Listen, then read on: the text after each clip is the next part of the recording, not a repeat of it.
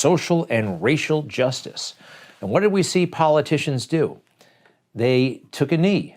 They knelt for, well, I don't know what those cloths they were wearing signified, but a lot of them were kneeling in honor of George Floyd. And George Floyd should not have died that day, but George Floyd was a career criminal and did a lot of bad things, yet he's a hero. There are statues in his honor. So he's a bad guy, and then in walks the judge, Judge Brown Jackson. Now, she's a genuine woman of accomplishment.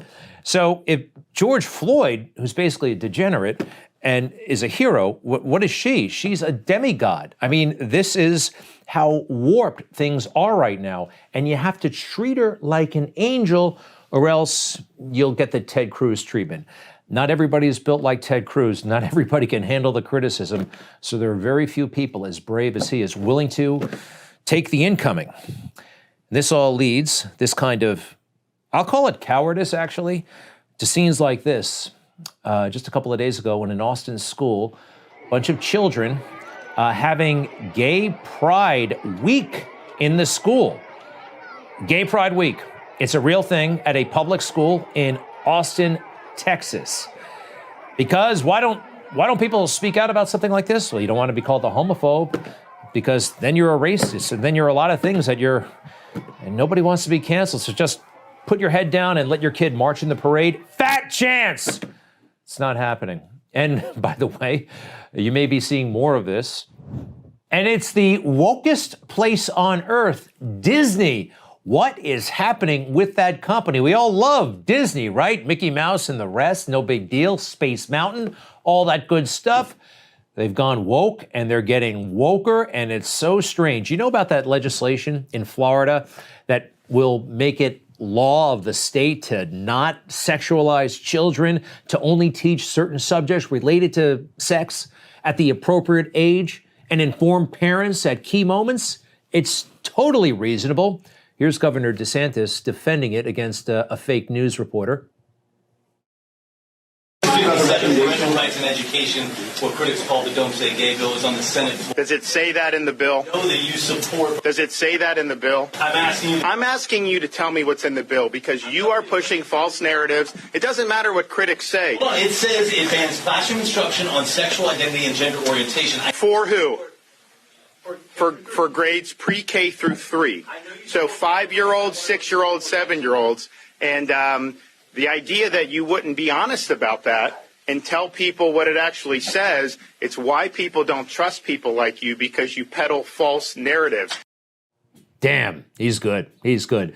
And yes, they are pushing a lot of false narratives and people are falling for it. Let's go to the bill itself, what it actually says, all right?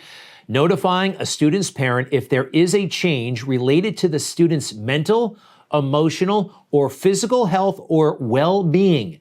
Yeah, that should already be a law, actually. And reinforce the fundamental right of parents to make decisions regarding the upbringing and control of their children. How is this even controversial? And also this, prohibiting a school district from encouraging classroom discussion about sexual orientation or gender identity that is not age appropriate. So this is a reasonable bill. So what do? They run around lying about it. And the CEO of Disney, Bob there, well, he came out against it, but he did not come out early enough against it, and that's why he's got a big problem with his employees. He said on March 7th, I do not want anyone to mistake a lack of statement for a lack of support. Talking about the LGBTQ people in his company. As we have seen time and again, corporate statements do very little to change outcomes or minds.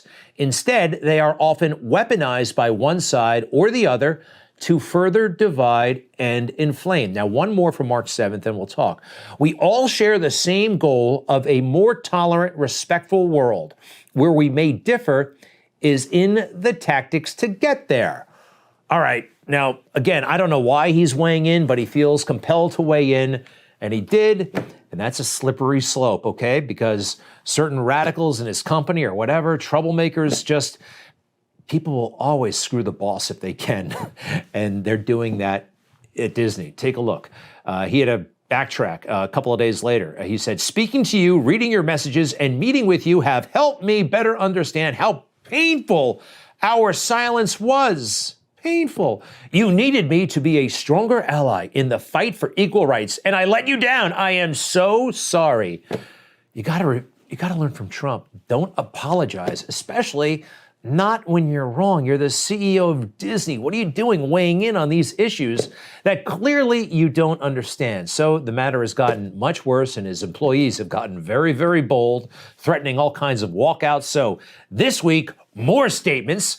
We know the moment requires urgency, and words are not enough. So we are taking some actions right now. Let's see, what are they going to do?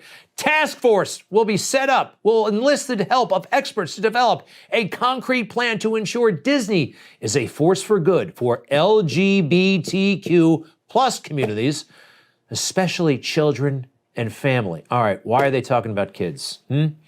Why are they talking about kids? Now, there's talk about actually rearranging their programming, making it more gay-friendly for children. For gay children, stay the hell out of it. What would Walt Disney have to say about any of this stuff? And, oh yes, people are walking off the job. Gay, gay, gay, gay, gay, gay, gay, gay, gay. That's what they're chanting. Various employees in their Burbank facility. They have offices all over the world. No one's happy here. The employees, the customers, the consumers, and I don't think the CEO, Bob Chapek, is doing very well. So, get this. For new Disney films, they're trying to, well, put all kinds of gay figures in them, and they want to introduce a lesbian kiss into the next Buzz Lightyear movie, and this is the character who's going to smooch somebody. I mean, it should be all irrelevant, especially for kids, in my opinion.